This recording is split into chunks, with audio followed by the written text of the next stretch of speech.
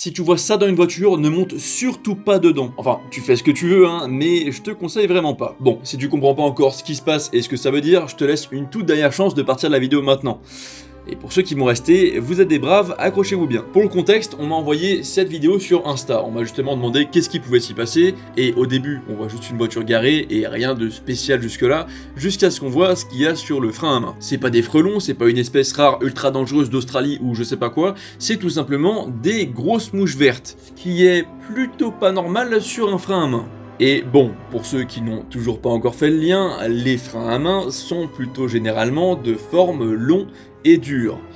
Pas besoin d'en dire forcément plus. Les grosses mouches vertes, elles, sont plutôt connues pour généralement se nourrir de déchets organiques comme du compost, des restes alimentaires, ou encore, un petit indice dans leur autre surnom, des mouches à merde. Du coup, à ton avis, pourquoi il y a un amas de mouches à merde sur un frein à main long et dur ? Ouais, c'est exactement ce que tu penses. Il n'y a pas que du drift qui a été fait dans cette voiture. Après, ces mouches, elles aiment aussi tout ce qui est nectar et sucré, etc. Donc, à tout moment, ils ont fait tomber du miel sur le frein à main, on sait pas.